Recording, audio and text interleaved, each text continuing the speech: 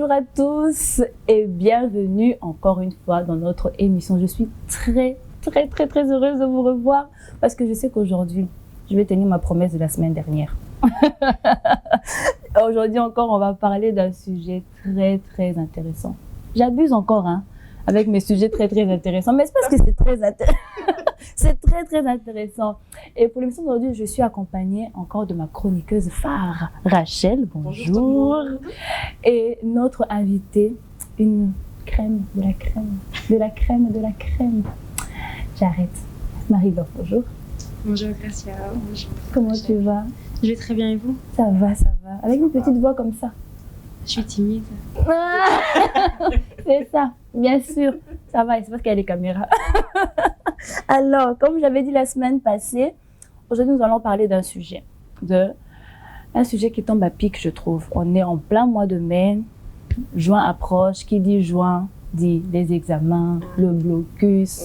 Donc, nous, en tant que filles aujourd'hui, on veut vous donner des conseils sur comment étudier efficacement. Mais d'abord, avant de commencer, Rachel, on la connaît. Elle, on la connaît. Vous connaissez déjà. Mais Marie-Laure, on ne sait pas qui c'est. Donc, tu vas peut-être te présenter en quelques mots, qui tu es, qu'est-ce que tu fais. Ok, donc bonjour tout le monde. Bonjour. Je m'appelle Marie-Laure, j'ai 23 ans. En ce moment, je suis doctorante en sociologie à l'université de Louvain.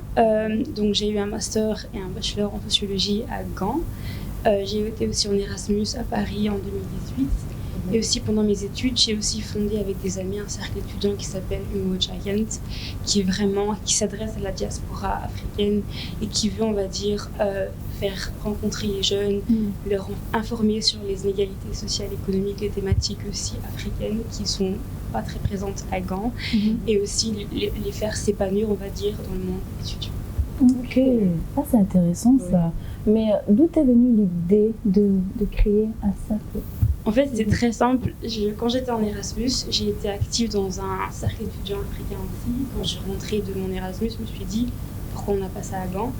Et donc après, j'ai parlé à des amis, on a fait des réunions et puis de là, on a commencé les préparatifs pour notre cercle.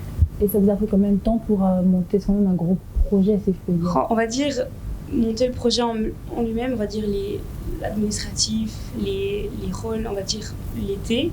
Mais pour motiver les gens, j'ai besoin de 2-3 mois, on va dire, parce que c'est quand même un engagement de long terme et il faut essayer de les convaincre, de leur expliquer l'importance du cercle étudiant. Mais maintenant, on va dire que tout va bien. C'était assez simple aussi, mais il fallait quand même m'appliquer pour leur faire comprendre pourquoi et comment. Mais bon, maintenant, tout le monde a compris. Ah, ben super. Et Umoja existe toujours? Oui. Tant mieux. Et vous avez une page? Oui, bien sûr. Donc, si les gens veulent nous suivre, il faut aller sur Instagram, Facebook, Twitter, même LinkedIn. Donc c'est juste Humo Giant. Et donc, vous pouvez suivre nos activités. Et donc, tout ce qui se passe, on va dire, est posté sur nos réseaux sociaux. Ok. Et c'est toi qui es à la tête toujours du Non, là, donc, comme j'ai terminé mes études, donc, je ne suis plus à Gand, je suis à Leuven. Okay. Je ne suis plus présidente, mais bon, je suis toujours, on va dire, active. Et je suis au courant de ce qui se passe, on va dire, dans l'organisation. Ah, ben super. Donc il y a une autre personne qui gère, mais tu as toujours des feedbacks. Oui, bien sûr. Oui. Ah, ben super. Ben, nous, on est en train de sortir, donc du coup, on ne pourra plus faire partie du Umoja. Non, mais les futurs étudiants, on va dire les jeunes qui nous regardent, qui se disent j'aimerais aller à Gand, mais je ne connais personne. Pour eux, ça peut être intéressant de savoir qu'il y a un cercle étudiant avec des étudiants d'Afrique qui leur ouvrent les bras, on va dire, qui peuvent leur aider à s'intégrer. Enfin, Umoja fait plein d'activités. Il n'y a pas seulement de l'amusement, il y a aussi des psychologues qui viennent parler pour nous aider à on va dire, maîtriser le stress, comment étudier. Donc il y a plein de facteurs qui sont intégrés dans le cercle étudiant. Exactement. En plus, en plein Covid, là, c'est vrai que le stress, il est quand même au summum. Donc, je pense que les jeunes qui sont à Gand, c'est juste à Gand, hein? Oui, mais il y a aussi des cercles à Leuven, il y a carrément. Okay. Bon, je ne suis pas la pub pour tout le monde, mais il y en a partout. Ok, bon, pour ceux qui sont à Gand, on est en plein Covid, c'est un peu compliqué. Donc, vous savez où aller si vous avez besoin de soutien. C'est vrai qu'on ne parle pas trop dans notre communauté de tout ce qui est soutien psychologique et tout ça, mais c'est quand même très important. Oui. On ressent la pression actuellement avec les cours à distance, avec le fait de ne pas voir ses amis, tout simplement. Ça fatigue, les nerfs sont tendus. Oui. Alors, super. Aujourd'hui, nous allons essayer de savoir un peu comment étudier efficacement. Je sais que toi, tu as fini. Moi, je suis encore vers la fin. Il reste encore 2 mois, j'y suis presque. Et toi, tu finis l'année prochaine. Mais vraiment, on va parler... En plus, c'est une émission totalement 100% filles. On va vraiment parler comme des grandes sœurs qui parlent aux petits frères, aux petites sœurs, même aux parents aussi. Donc, les parents qui nous écoutent, vous pouvez utiliser nos tips, entre guillemets, avec vos enfants. Et on espère, en tout cas, vous aider à ces niveaux-là. Alors, la première question que j'ai pour vous, comment étudier efficacement pendant cette période de Corona?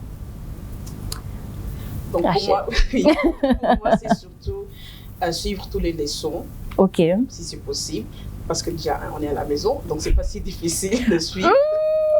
T'es sûre? On doit être à la maison, donc. Et aussi de comprendre les cours. Ok. Comment donc suivre et comprendre. Ok, d'accord. Marie-Laure, qu'est-ce que tu pourrais rajouter? Donc moi, l'année passée, j'étais encore à l'université, donc Corona a commencé pendant mon année, la fin de mon année. Et je dirais, pendant une pandémie, c'est très dur de se concentrer parce qu'on doit être 8 heures devant l'écran. C'est pas toujours facile, les yeux ont mal à la fin de la journée. Moi, ce qui m'a aidée personnellement, c'est... suivre le cours, c'est très important, mais si tu peux pas, enregistrer le cours. Donc on va dire...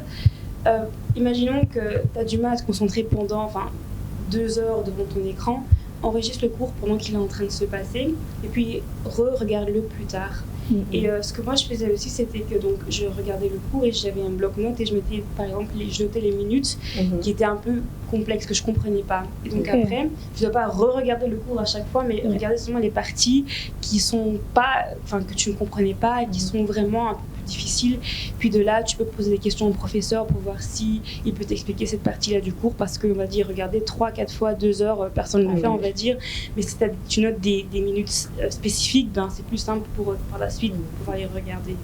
Après, ce que je pourrais rajouter aussi, c'est ce qui m'a aidé aussi, c'est YouTube, on va dire, faire en sorte de ne pas seulement, on va dire, les cours, surtout à l'université, parce que je parlais que de l'université, c'est très théorique, c'est des grands livres de 500 pages, parfois tu n'arrives même pas à comprendre, mais sur YouTube, il y a plein d'explications et tu peux trouver beaucoup d'astuces, on va dire, pour maîtriser des cours sur YouTube.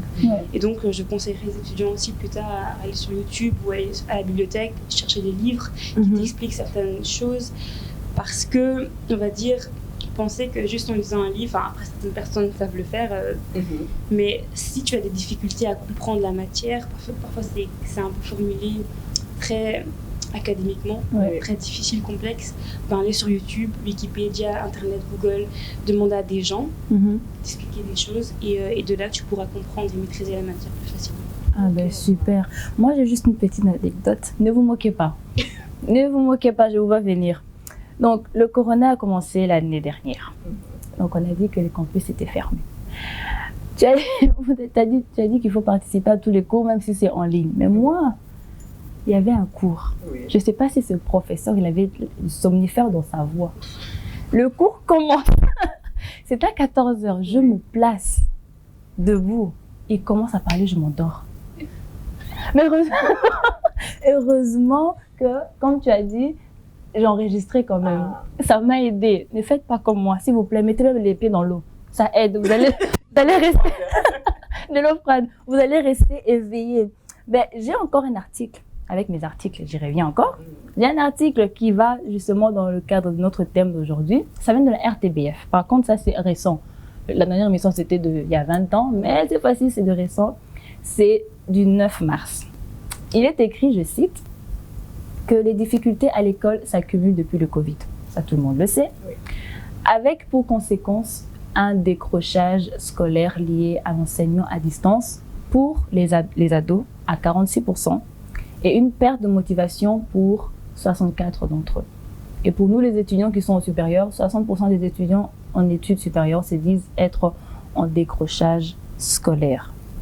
Maintenant, c'est vrai que c'est quelque chose qui touche pas mal d'étudiants actuellement, mais quels conseils vous pourrez donner à ces jeunes qui se disent « Ok, le Covid fait que je vais pas au cours, tu sais quoi, je vais arrêter, je vais aller faire un job. » Qu'est-ce que tu pourrais dire à ta petite sœur, à ton petit frère qui te suit là, maintenant? Pour moi, essaie de chercher des moments de pause, des moments que tu prends vraiment soin de toi-même. Là, tu sors ou tu fais des repas que tu aimes bien. En fait, ne pense pas à l'école. Et après, tu peux revenir à tes cours, aux leçons que tu veux suivre, en fait. Donc, prends vraiment du temps pour toi-même, en fait. Donc, self-care, c'est ce qu'on dit aujourd'hui, en fait. Yes. C'est pas tout le monde qui parle anglais, hein, mais on a compris. Oui. Self-care. C'est vrai que ça peut sortir du thème qu'on est en train d'élaborer, mais le décrochage touche quand même. Dans ton expérience, qu'est-ce que tu peux donner comme conseil? Je vais lier la question à ce que j'ai dit précédemment. J'ai dit tout à l'heure des conseils beaucoup plus pratiques à appliquer dans la vie de tous les jours. Mais quand on parle de décrochage, je dirais qu'il faut un peu relever le débat et se dire que les études, c'est pas seulement apprendre des choses par cœur et donc écrire des formules, aller au labo. C'est aussi certaines compétences, tu développes ton caractère, on va dire. Et donc, surtout pendant une période de pandémie, on est vraiment mis, on va dire, dans une situation très extrême. Et il faut se demander comment est-ce qu'on peut sortir de là, comment on peut avancer et ne pas décrocher, bien sûr. Et moi, je dirais, je vais mentionner 3 caractéristiques. Donc, la première chose, c'est la persévérance. Je me dis, c'est très important de savoir que c'est temporaire. Donc la situation actuelle, ça va pas durer éternellement et donc il y aura un moment où tu pourras retourner en cours. Ça t'offre une perspective dans le futur et il faut se dire que donc il y aura des moments où tu te sentiras moins bien, comme Rachel l'a dit, self-care. Mais il faut savoir rebondir et se dire que voilà, dans 3 ans, dans 4 ans, je terminerai, j'aurai ce bout de papier qui me permettra de travailler, de faire ma vie, on va dire. Et donc il faut juste persévérer. Le deuxième point, je dirais, il faut être méthodologique dans sa vie, dans ses études. Ça veut dire qu'il faut planifier ses journées, il faut planifier ses semaines pour les examens, les choses comme ça. Il faut avoir un plan de travail dans ta tête, t'organiser pour pouvoir, on va dire, réussir à avancer pendant le semestre, on va dire.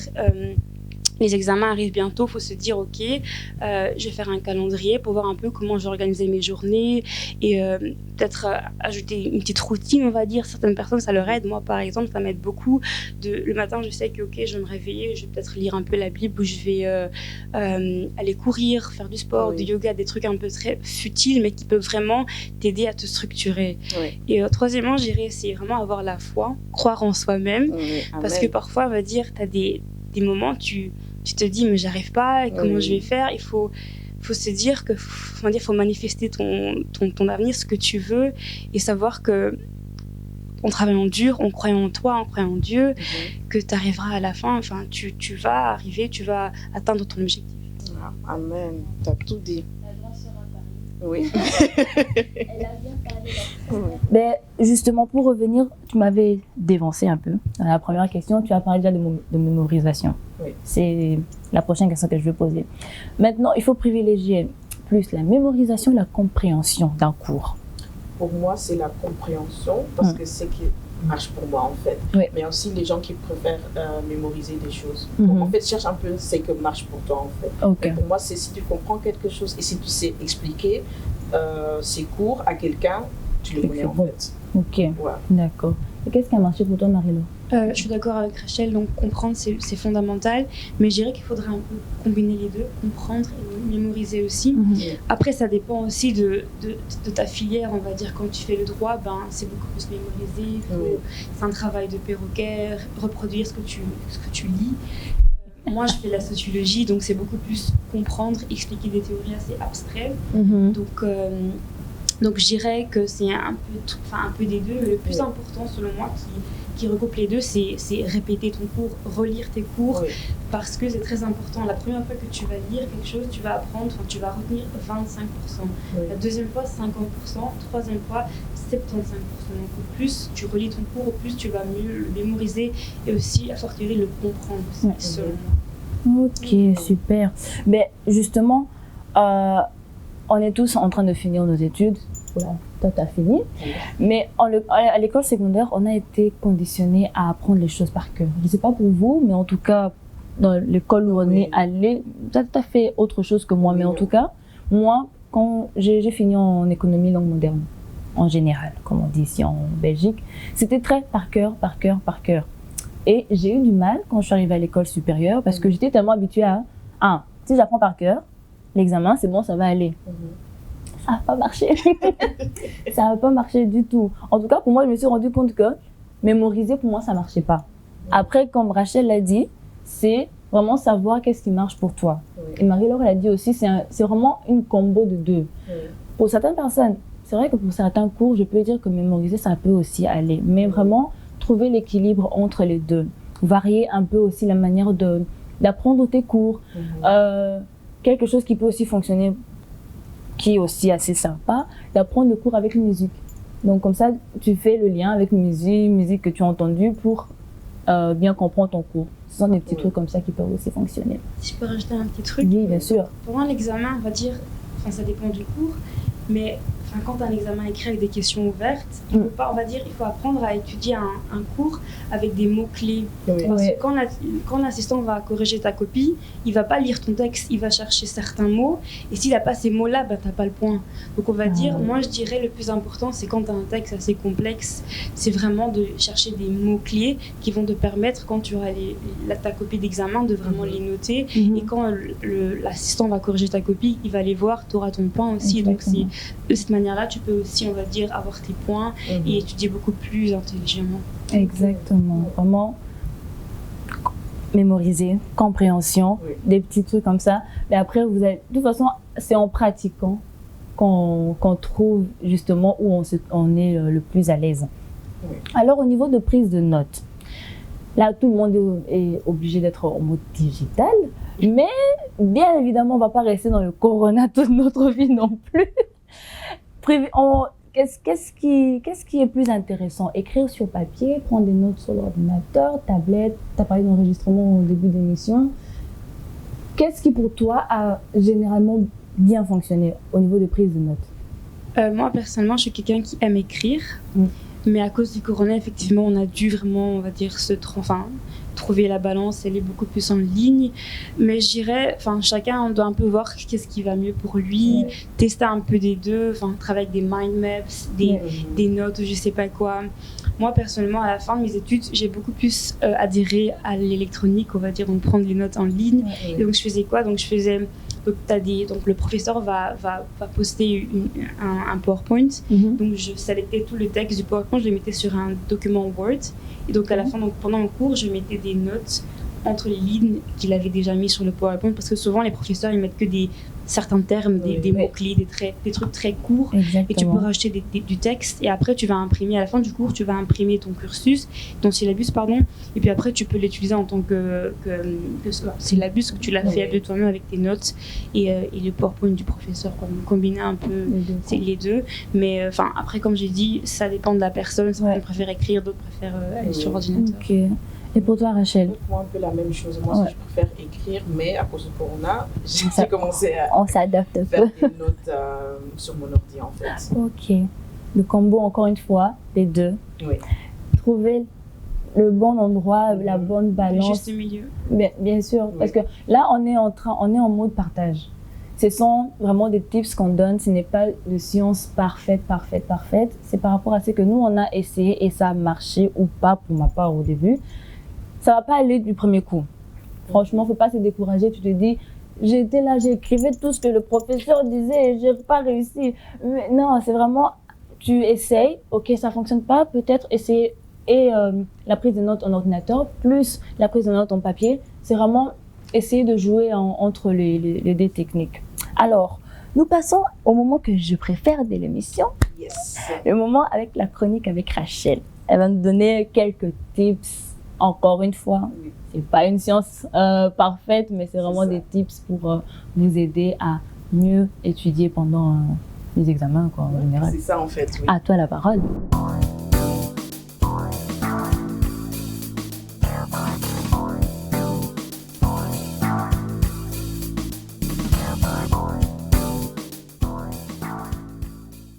Donc, pour commencer, comme on vient de dire, suis tous tes cours, tes leçons et commence à étudier à temps. Donc, pas retard, donc pas pendant le blocus ou la période des examens. Insiste. Donc, vous avez tout compris. Insiste. Étudier Attends. Ne commencez pas en juin ou en mai, mais commencez s'il te plaît même en janvier ou février, quelque chose comme ça. Oui, septembre. C'est oui. Septembre. Oui. Bon, on va pas abuser. Hein. On va dire, attends au moins 2-3 semaines. Mais pas le premier jour quand même. Non, quand même. Ok, octobre. Disons octobre alors. Oui. Oui, suivez là, pas moi. Deuxièmement, essaie de comprendre tes leçons et les cours au lieu d'étudier par cœur. C'est assez bien de mémoriser, mais c'est aussi bien de comprendre. Donc la compréhension, c'est très important. Fais un programme d'études et essaie de le respecter. Donc si tu dis, je vais commencer à étudier lundi, mardi et jeudi, tu le fais. C'est simple. Et aussi, aie confiance en toi et en ton Dieu. Amen. Et c'est que j'ai aussi ajouté, si tu es quelqu'un qui ne peut pas se concentrer pendant 1 heure ou plus, et c'est la technique Pomodoro. C'est une technique où tu travailles à chaque fois pendant 1 demi-heure et après tu prends une pause de 5 ou max 10 minutes. Et après 2 heures, tu prends une pause plus longue de 15 ou 20 minutes. Okay. Merci. Ben, merci beaucoup. On va essayer. Ouais, ça, c'est des techniques, par exemple, qui ne fonctionneraient pas chez moi. mais bien, ça marche. Moi non plus. Bien évidemment, vous essayez. Si ça ne marche pas, on essaye autre chose. Ça va? Non, ben merci en tout cas les filles. C'était très édifiant, très intéressant. Si je dois juste résumer quelques points importants de l'émission, c'est vraiment trouver la bonne combo. Bonne combinaison qui fonctionne pour vous. On l'a dit, elle est dans l'émission précédente, c'est vraiment de savoir, de se connaître soi-même, quoi.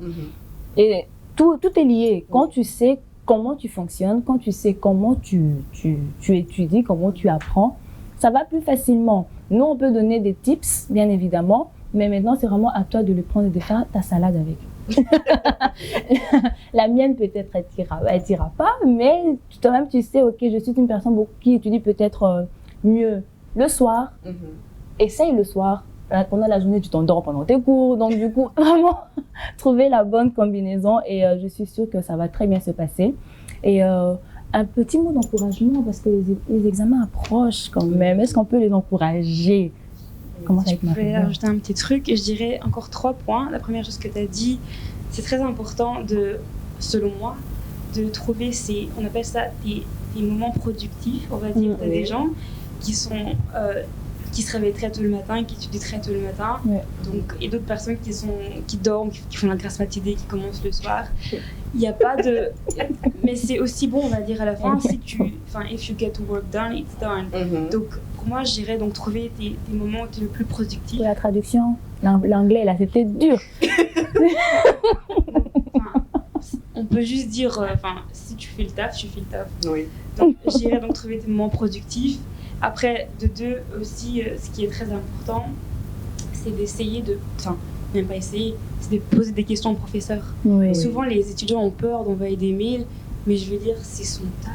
C'est ça. Il est là pour ça, il est payé pour te répondre à tes questions. Donc, il faut vraiment avoir aucune gêne, ça n'existe pas les mauvaises questions. Si tu as une question, il faut le poser et attendre sa réponse, effectivement, et donc ne pas avoir de gêne, quoi. Et avoir la foi, effectivement, parce qu'il y a des moments, il n'y a que ça. Exactement. Est-ce que tu as un dernier mot pour ton petit frère, ta petite sœur? Oui, pour moi, le tip que je peux encore donner, c'est éteindre ton téléphone. Parce que ça, c'est vraiment une distraction. Sur les réseaux sociaux, éteindre ton téléphone. C'est un danger. Tu te dis, 5 minutes, je vais juste voir. Tu tombes là pour 2 heures. Non.